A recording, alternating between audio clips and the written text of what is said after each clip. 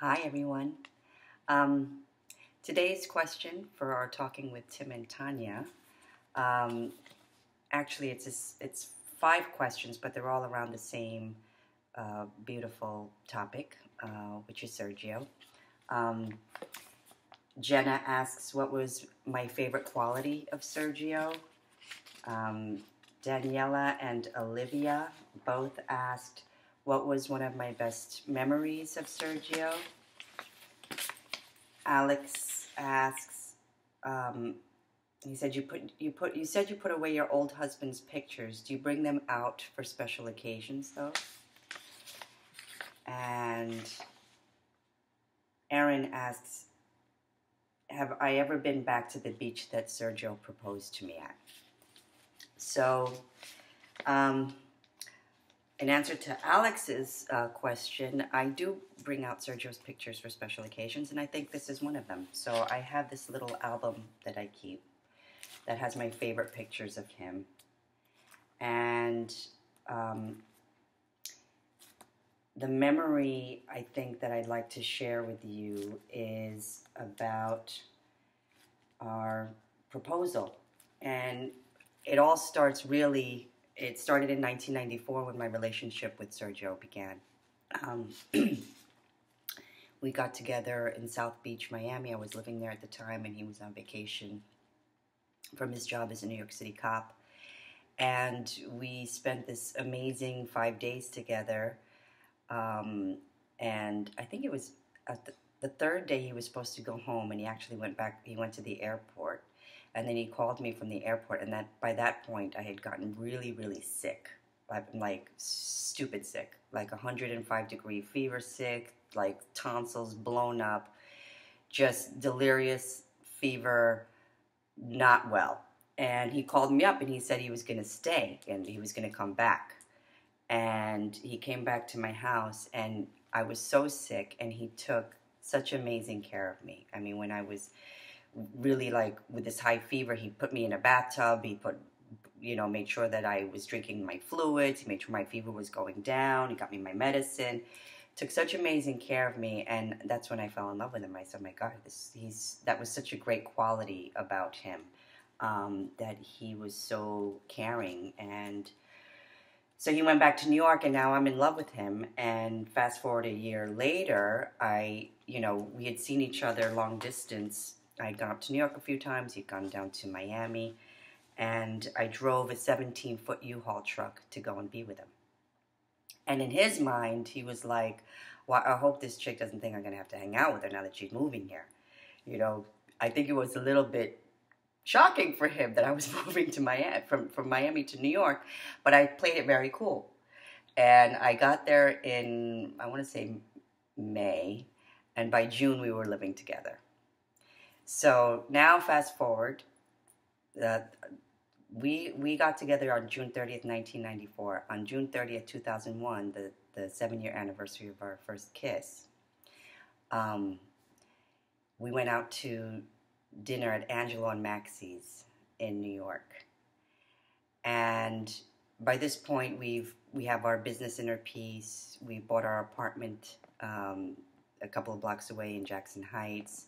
So we had our first home together. He had moved from his job as a New York City detective for the police department to the fire department so that we could have more time in our store. And our lives are really kind of settling down. We had this really secure and stable foundation, which was very important for him. I mean, I wanted to marry him like from day one, but he wanted to make sure that we had laid this really solid and secure foundation. So it was the 7-year anniversary of our first kiss on June 30th, 2001. And we were in Angelo and Maxie's.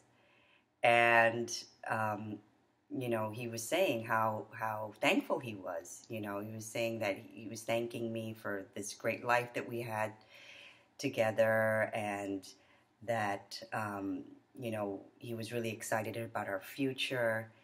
And then he said, I have a little gift for you. And then I said, you have a little gift for me? And he reached into his pocket and he pulled out my engagement ring. And he said, thank you for driving that 17-foot U-Haul truck, 17-foot long U-Haul truck to be with me. So it was such a, I was so excited, and of course, you know, he gave me my ring, I put it on, but he never like officially asked me to marry him. It was just kind of like I put on the ring and we're getting married and we're calling our family, and it was just really such a super happy, happy night. And then the next day we decided to go to the beach and tell our friends there.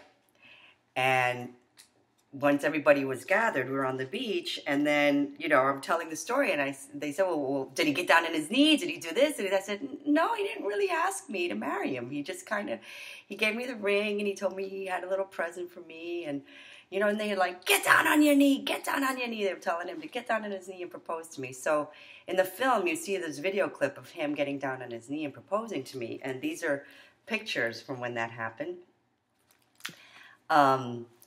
And then I think it was Fitzy who had the video.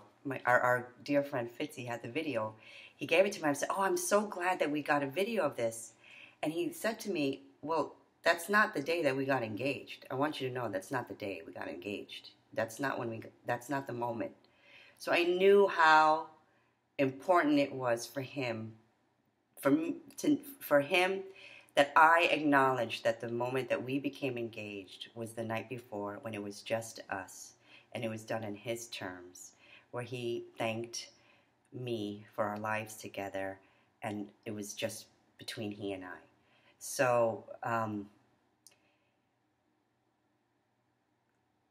I think the quality that I loved most about him was just how much he loved and cared about me, and how much he cared and loved about people in general, and how he did things in his terms and his own way. And yeah, he was very, very special and made everybody feel good around him. He was just a beautiful, beautiful person that I'll always miss. And I'm going to start crying, so I'm going to get off now. But I think I answered all of your questions. The one question was, have I ever gone back to the beach?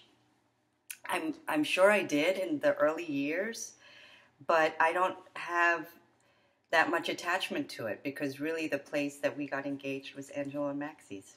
So those are my favorite memories of Sergio. He was definitely one of the great loves of my life, and I'll miss him forever. Thank you.